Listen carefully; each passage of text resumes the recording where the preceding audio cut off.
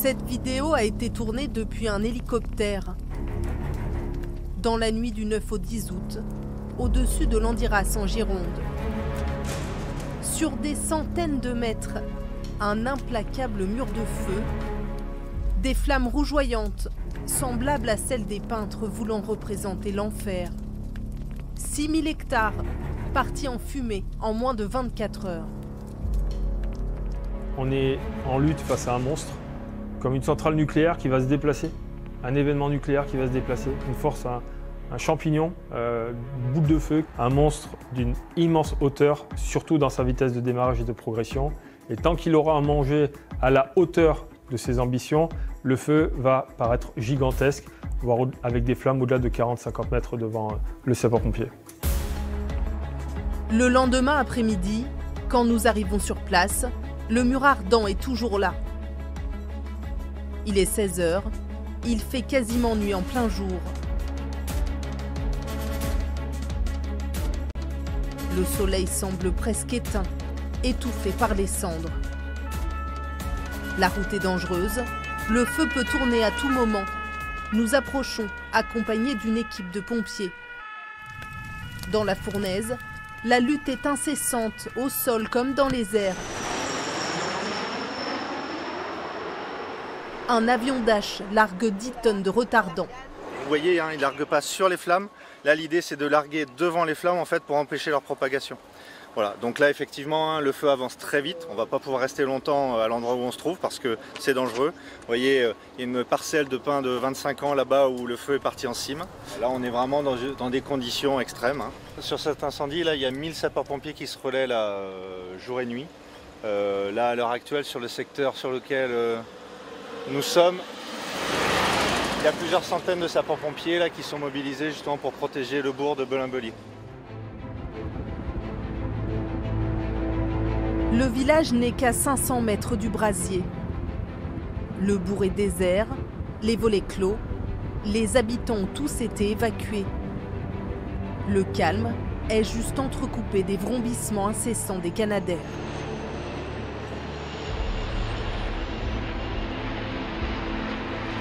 Dans les rues, seuls restent les hommes du feu, qui assurent la défense du village face à cet incendie aux caractéristiques inédites. Enfin, moi, c'est la première fois que j'ai ça, franchement. Là, c'est force plus. À l'habitude, on n'a pas des feux violents comme ça. Là, c'est très très violent d'entrée. Cet incendie géant de Landiras entraîne des mesures radicales. L'autoroute A63 est fermée. C'est un feu hors norme, comme la France n'en avait jamais connu. Et ce, à peine un mois après 2 autres brasiers de grande ampleur, dans ce même département, à Landiras déjà, et autour de la dune du Pilat. Les flammes, autour de ce site touristique réputé, ont marqué les esprits.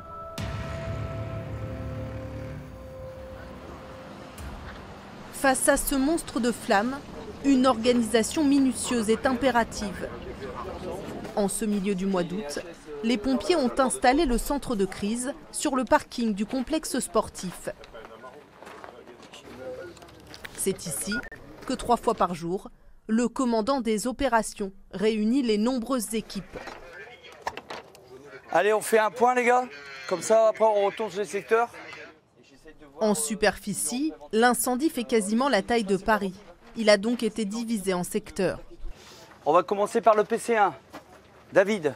PC1, donc secteur ici relativement propre. Là, on a traité pas mal de points chauds, bulles, et nous on a traité les points chauds qui sont surtout derrière, en proximité des habitations. Vincent, sur ton secteur, toi. Alors toi, c'est ton secteur Ce triangle-là est pénible. Oui, depuis 3 jours. Il faut répartir le matériel, mais aussi positionner les hommes, y compris les renforts européens. Les Autrichiens avec Simon Fuster, je les ai mis tous ici. D'accord. Vers le Botox et tout, donc pareil entre nos 2 secteurs. Pour l'instant, ils sont sur cette partie-là. Ils ont descendu. Ouais, mais voilà. Ils sont entre ils ont ordre d'être ici et ils me font toutes les lisières. Donc ils sont partis du bas là, de la limite des 2 secteurs, et ils remontent petit à petit. Okay. Ça marche. Avec 1200 pompiers français et 360 étrangers mobilisés, La coordination est cruciale et doit être parfaitement respectée. L'organisation logistique qui a été mise en place, elle a été faite en sorte qu'il y ait un point de centralisation unique, ce qui veut dire que tout part d'ici et pas d'ailleurs. D'accord? On ne se disperse pas. Non, mais je sais que c'est compliqué, j'entends. Si on commence à partir à droite à gauche, on a des coups de fil qui arrivent, ça ne va pas le faire. Donc c'est clair, on respecte tout ça. Du modèle météo et chaque information est précieuse. Olivier, oui. je peux me permettre, départ de feu suspect. Une voiture grise qui a été vue avec un mec avec un bandana qui partait dans l'autre sens. Sur la département 3, étage 3. De suite, 15. Les gars, on prévient la cellule gendarmerie de suite. Ils sont juste à côté là. Vous les prévenez de suite. Les journées des pompiers sont intenses. Leur nuit infernale. Une plongée dans les ténèbres brûlantes des pins. Même la terre est en feu, presque comme de la lave. Avec au sol des températures de 400 degrés.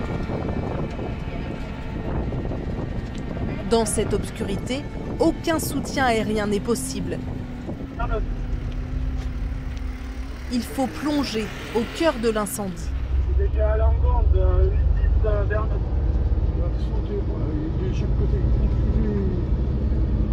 Dès lors que tombe la nuit aéronautique et que l'ensemble des moyens aériens doivent regagner leur base, les sapeurs-pompiers sont voués à eux-mêmes. Donc globalement, c'est des risques beaucoup plus importants à prendre en compte.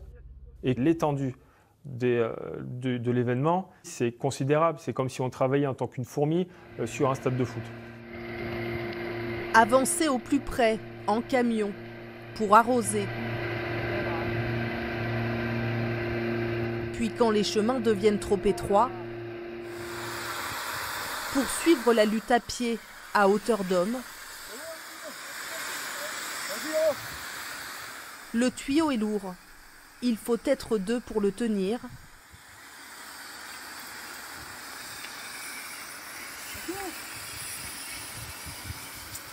La tâche est éreintante.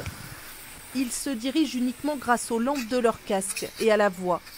Allez Loïc, un jet diffusé sur ta droite s'il te plaît. Parfait. Parfait Loïc. C'est vraiment un travail de pionnier qui se fait progressivement sur une surface encore chaude, dans des conditions de visibilité quasi nulles, avec tous les pièges associés, les racines, les souches, qui vont endommager nos véhicules, qui vont faire tomber nos effectifs. Tout un travail à proximité de flammes qui peuvent atteindre 50 mètres de haut, jusqu'à la cime des arbres les plus anciens. Un brasier qui peut dévorer l'équivalent de 10 stades à la minute et qui peut atteindre des températures folles. Quand on avance vers les flammes, c'est beaucoup plus qu'un four. C'est entre 600 et 800 degrés qui sont devant vous. Et forcément, on est à un moment donné limité par cet effet de chaleur, cet effet thermique qui nous empêche de progresser. On est sur une chaleur du corps qui a doublé, voire largement triplé, une forte condensation. Donc un risque physiologique assez important, c'est une certitude. Pour éviter que les incendies ne prennent une ampleur démesurée, c'est une vigilance de tous les instants. Une reprise de feu vient d'être détectée.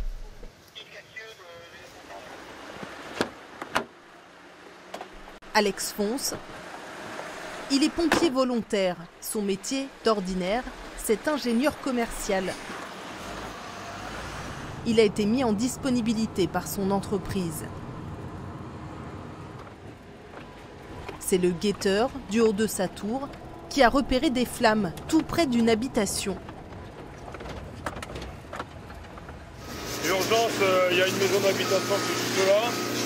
Il ne faut pas que le feu sorte ici. Donc on va appeler ça une priorité numéro 1 quand même.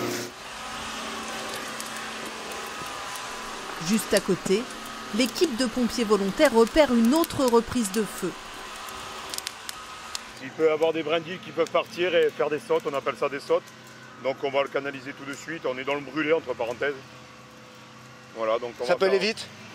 Ça peut aller vite, il y a le vent qui se lève. On a un vent à aller, on va dire, à 2-3 mètres secondes, c'est un léger vent, mais les brindilles que vous voyez qui volent, ça va dans l'ombrelé là-bas et c'est ça qui fait prendre le feu, quoi. Un risque que l'incendie se propage via les airs, mais aussi sous terre. Alex se presse dans les pins jusqu'à un feu de tourbe, un incendie presque invisible à l'œil nu. Là, c'est la tourbe qui brûle? Là, c'est la tourbe, le feu s'enterre. Et après, il ressort dans d'autres endroits. Mais là, il ne va pas sortir bien loin parce que c'est du brûlé. Mais sur les vrais départs de feu, c'est ça notre problème. On ne sait pas où il va sortir après. C'est des galeries, quoi. C'est une particularité dans la région? C'est une particularité dans la région, ouais. Le feu s'enterre, la terre chauffe. Ça fait des mois qu'il n'y a pas de pluie, donc les terres sont encore plus secs. Alex, comme tous les pompiers de Gironde, se sent personnellement concerné. On a quand même nos familles qui sont à côté, quoi. Moi, je sais que j'habite au bar, pareil, j'ai été évacué, ma femme m'a appelé, j'étais sur le feu hier et elle était toute paniquée, quoi. Donc on a autre chose aussi à gérer, donc c'est ça qui est compliqué. Des feux tout proches qui ont obligé à multiplier les évacuations tout l'été en Gironde. Allez-y s'il vous plaît, vous bloquez les secours, vous bloquez les secours. Ce 14 juillet, face à la menace imminente du gigantesque feu de la Teste de Bûche, Évacuation immédiate! Les forces de l'ordre font partir en urgence les habitants de ce lotissement. Allez, vous prenez les papiers et vous partez direction la Teste, messieurs, dames.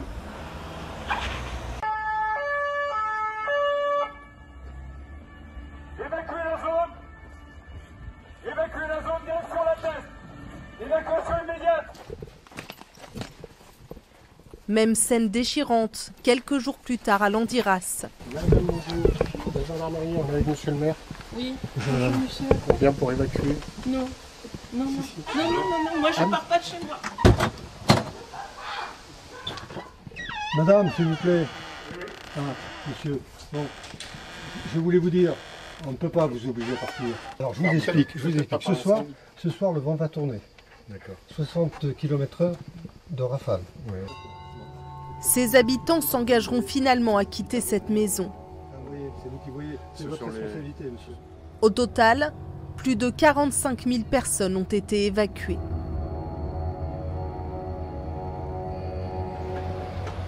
La priorité, ce sont les vies humaines. Ensuite, les pompiers se focalisent sur la sauvegarde des habitations. La stratégie, c'est de les encercler d'eau et face au feu, de maintenir à tout prix un périmètre de protection. Comme ce 11 août, où le hangar face à la maison vient de s'enflammer. Il a essayé de demander, il n'y a personne qui répond. Putain. On est tout seuls, les gars. Eh les gars, on est tout seuls, on fait attention! On garde de l'eau le maxi, les gars. Là, c'est typique une action de défense de points sensibles dans toute sa splendeur. Ça.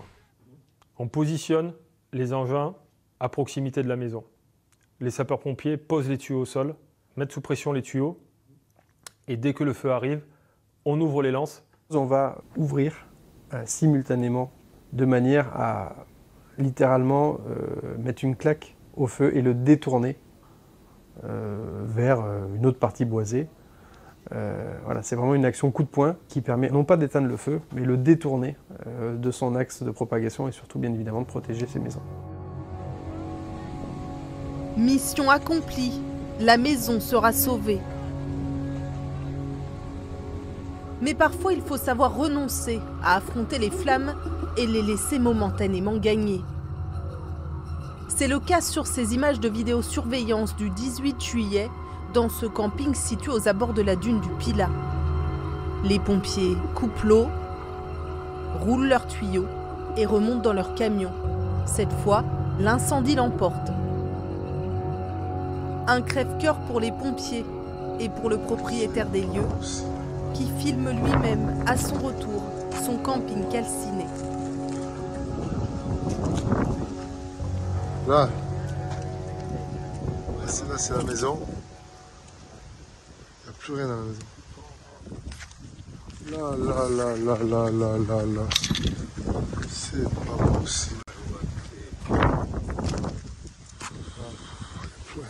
plus rien, il n'y a plus rien, il n'y a plus rien. Une notion qu'on a chez les sapeurs-pompiers, c'est ce qu'on appelle la part du feu. On va laisser malheureusement dans cette zone-là le feu évoluer en sachant pertinemment qu'il n'y a pas de vie en danger parce qu'on sait qu'il va y avoir un point sensible beaucoup plus important à sauvegarder, à préserver avec des priorités sur les vies qui sont peut-être à côté. Donc c'est vrai que sur ces images-là, on peut voir qu'ils font effectivement un recul, mais aussi pour des raisons de sécurité, en fonction de l'intensité, en fonction des paramètres intrinsèques à l'intervention. Je m'explique. C'est est-ce qu'ils ont les moyens de faire demi-tour en cas de nécessité absolue. Donc tout cela aujourd'hui, c'est cette justesse, on va dire, de commandement qui permet aujourd'hui de garantir à la fois la sécurité du personnel tout en atteignant les objectifs. Les soldats du feu ont été très sollicités cet été. Et pour la première fois, partout en France. Car si la Gironde a été le département le plus touché, les autres n'ont pas non plus été épargnés. Les vagues de canicule à répétition et la sécheresse ont favorisé les incendies.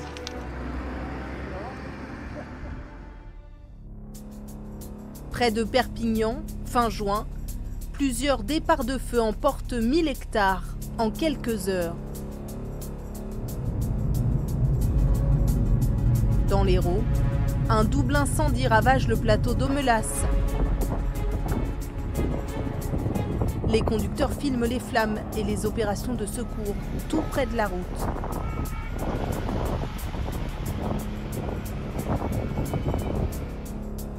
Entre Toulouse et Narbonne, les automobilistes roulent tout près d'un brasier, cette fois sur l'autoroute A61.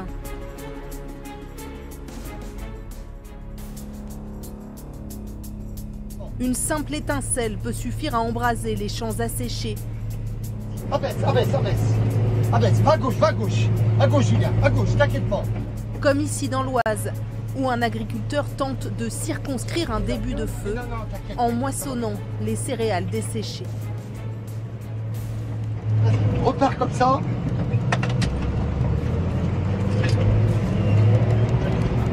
Allez, on va l'avoir, vas-y. Abaisse. On va l'avoir. Les pompiers devraient être là. Plus rare, la Bretagne a aussi dû faire face à des feux dans les monts d'Arrée, 2000 hectares envolés mi-juillet.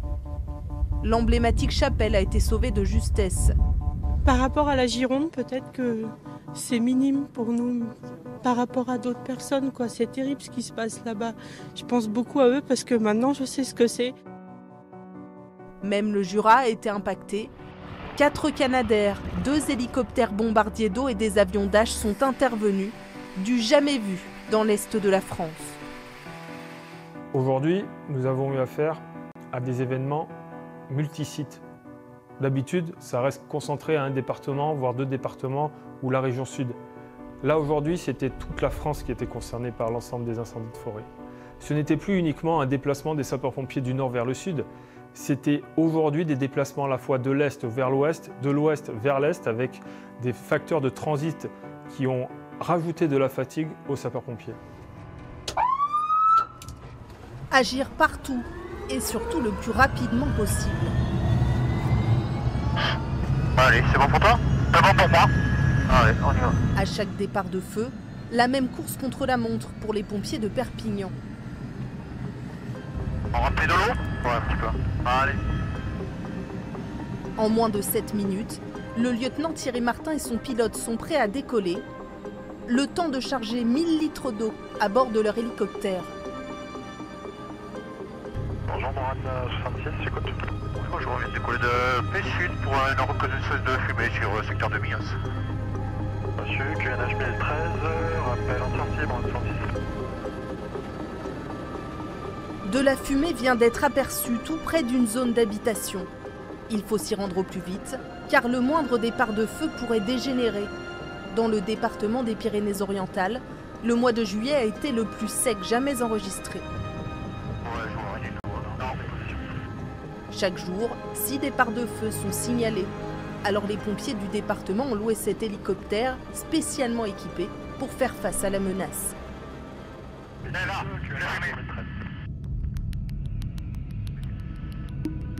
Les pompiers filent vers le panache qui s'échappe de la végétation. Ouais, mais c'est un arbre tout seul, hein. Il croit voir un départ de feu au pied d'un arbre. Il cherche à s'en approcher. Tu veux que je te dise? Tu vas descendre et tu vas lui poser l'eau. Non, c'est bidon. C'est bidon, ouais. Le baril a été placé au milieu d'un terrain privé, visiblement pour y brûler des branchages, ce qui est interdit depuis 2011 et passible d'une amende de 450 €. C'est des malades, hein. Ils se rendent pas compte, hein. Alors, regarde, plus ça m'est débordé, ils sont tout autour, hein. Et là, c'est la gendarmerie, hein. Ouais, mais ça, c'est interdit, hein. Les cendres projetées tout autour pourraient mettre le feu aux arbres en quelques minutes.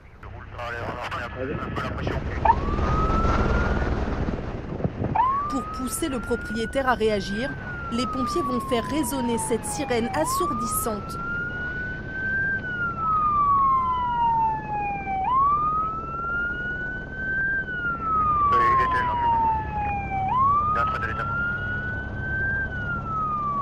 Cette fois, le risque est évité juste à temps.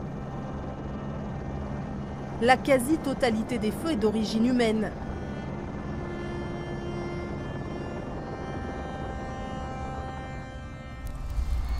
Les pompiers des Pyrénées-Orientales vont en avoir encore la preuve. Ce jour-là, un feu s'est déclaré dans ce champ situé au bord d'une route. 66 de chef Gilles Norin, origine pour l'instant malveillante. Pour déterminer la cause de l'incendie, les pompiers sont épaulés par des agents de l'ONF, l'Office national des forêts. Ah oui, c'est le deuxième qu'on a trouvé qui n'est pas complètement brûlé. Ouais, il est pas complètement brûlé, il est au bon endroit. Ouais. Alors que le feu couvre encore, ils scrutent le sol comme une scène de crime à la recherche d'éléments pouvant être à l'origine des flammes. Ah voilà, il est là. C'est celui-là. Ce mégot de cigarette semble être la cause de l'incendie. Ce mégot, c'est le départ de feu qui se trouve en bordure de route. Donc les gens, le réflexe, si je fume une cigarette, je jette le mégot par la fenêtre. C'est souvent les 3/4 des départs de feu sur le bord de départemental. Des actes irresponsables ou de négligence, et parfois même criminels. Depuis le début de l'été, 26 pyromanes ont été arrêtés. La peine encourue peut atteindre la perpétuité si quelqu'un décède. Ces pompiers du Gard, eux, l'ont échappé belle. C'était un embrasement généralisé, une chaleur insoutenable. Ça me brûlait à travers les vitres, je veux dire. Bon, on a essayé de mettre, on a mis les protections. Enfin, pour mon côté, c'était pas assez, quoi. Ce 31 juillet, 4 pompiers ont été blessés, dont le conducteur du camion, un sapeur-pompier volontaire. J'ai regardé Julien et je lui ai dit je brûle, et c'est lui qui a pris la décision et qui nous a dit à tous allez, on sort du camion, on s'en va. Pour sauver leur peau, ils ont dû abandonner leur véhicule.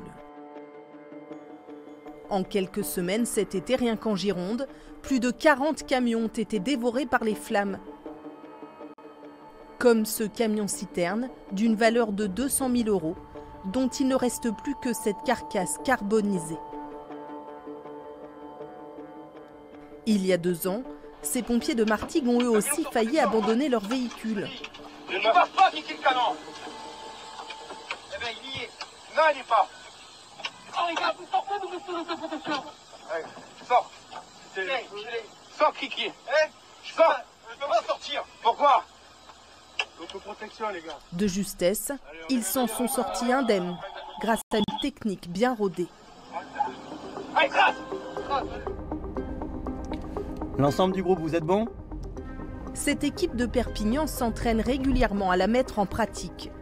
Le feu arrive de notre droite, de la végétation dense. Selon le scénario, ils sont entourés par un gigantesque brasier. En quelques secondes, les véhicules se rassemblent au plus près les uns des autres. On se gare et on se range d'une manière spécifique avec le véhicule de commandement qui est un 4x4 et l'ensemble des 3-4 autres véhicules qui vont venir autour de ce 4x4 et déclencher l'autoprotection de manière à créer une bulle de protection avec les moyens hydrauliques. Allez, ouvrez l'eau!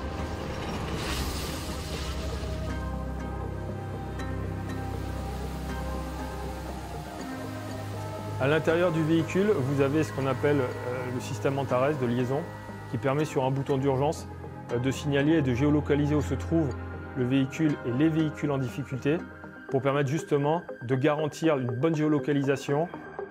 À l'abri sous leur dôme protecteur, les pompiers encerclés peuvent ainsi attendre un largage d'eau ciblé et salvateur des Canadair. L'eau, une ressource essentielle dont les pompiers doivent pouvoir disposer à tout instant. Dans cette salle des fêtes, tous les bénévoles se retrouvent pour aider. Parmi eux, Thibaut, il a pour mission de coordonner le ravitaillement en eau. Ouais, ok, on envoie. Pas de souci. Il faut qu'on renvoie des cuves pour les pompiers pour qu'ils ravitaillent les camions sur Audois. On a beaucoup de cuves, ouais. Audois, il n'y a pas d'eau en fait. Ben, Ce soit que des cuves. Ouais, il faut qu'on envoie des personnes qui sont ailleurs à la limite. Et t'en as qui dorment là en fait, qui ont poussé. Ouais, c'est ça. C'est ça. Elles sont là, ils doivent dormir, il faut essayer de dormir. Bon, je vais partir au revoir. Je suis réveillé moi s'il y a besoin. Mais par contre, il me faut quelqu'un. J'ai une cuve, je peux approvisionner les pompiers. Nicolas n'a dormi que quelques heures. Ce chef d'entreprise de débroussaillage était déjà sur le pont cette nuit. Parce que là, ils ont besoin d'eau à Audois. Et là, il n'y a personne. Ah, ça va me jeter. Ça va jeter toute la nuit. Moi, je suis du Lot-et-Garonne. Je suis allé chercher du matériel dans les Landes. Et pour venir aider ici, parce que c'est la 3e fois que je viens en fait. Comme lui, les bénévoles arrivent d'un peu partout. Cette fois, Nicolas est venu avec son tracteur. Ses gestes sont à force expérimentés. En quelques minutes, il plonge un tuyau dans le lac voisin et remplit sa citerne de 12 000 litres. Une cuve, normalement utilisée par les agriculteurs, mais qui, ce jour-là, va servir à lutter contre les flammes. C'est bon.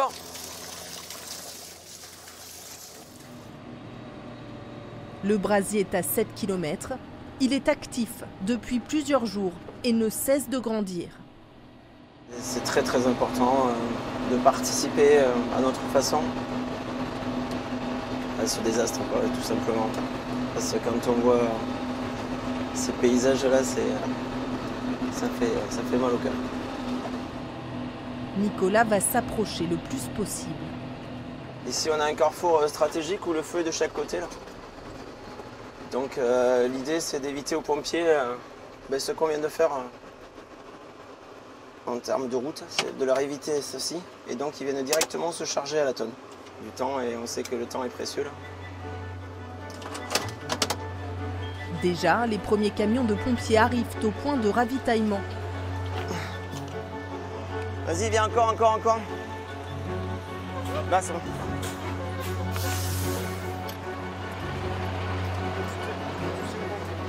C'est ça, tu vois, c'est ça à force. On connaît presque tous les camions à force.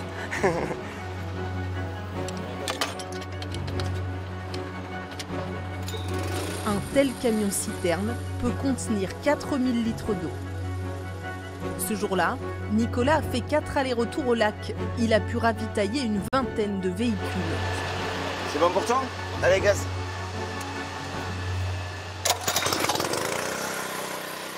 Ce ravitaillement d'eau pour vous, c'est précieux? C'est important, et puis en plus, ils bossent même la nuit. C'est nuit, ils vont bosser. Là, le camion, vous le videz en combien de temps? Ça dépend. Ça dépend. S'il y a un gros front qui arrive de flamme, là, en moins de 10 minutes, il est vide. Car à Landiras, dans cet incendie hors norme, les pompiers ont été confrontés à des phénomènes rarissimes. Des tornades de feu aux allures apocalyptiques.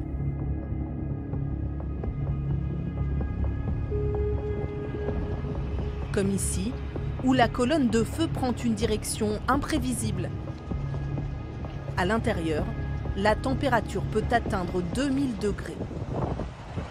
Là, ce qu'on constate sur ce type d'incendie, c'est qu'effectivement, il va créer son propre climat. Donc nous avons un climat dans le climat.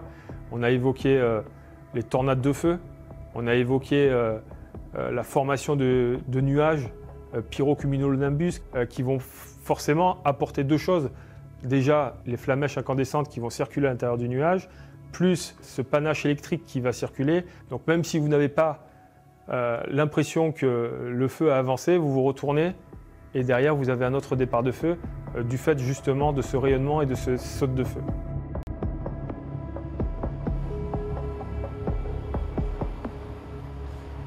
Et pour lutter contre ces sautes de feu, une solution radicale. Au cœur de cette forêt, un engin agricole coupe les arbres à un rythme soutenu. Un pin est débité en moins d'1 minute. Comme un paradoxe, abattre des arbres pour éviter qu'ils ne brûlent. C'est un peu radical quand même.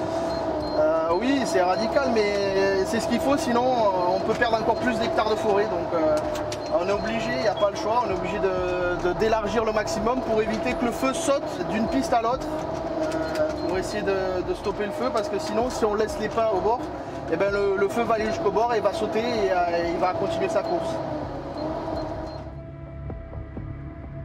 L'axe de la piste est élargi d'au moins 20 mètres en largeur, sur 16 km de longueur. Voilà le résultat vu du ciel, à la teste de bûche, comme une tranchée de sable au milieu des pins, qui doit à la fois stopper l'avancée du feu et permettre aux pompiers de passer plus facilement. Telle une cicatrice au milieu de la forêt, ces allées symbolisent cet été frappé par des incendies records, déjà 60 000 hectares partis en fumée en France. Et la lutte n'est pas tout à fait finie. La vigilance restera maximale tant que la tourbe sera incandescente et le risque peut durer des semaines jusqu'à ce que les pluies de l'automne imprègnent les sols en profondeur.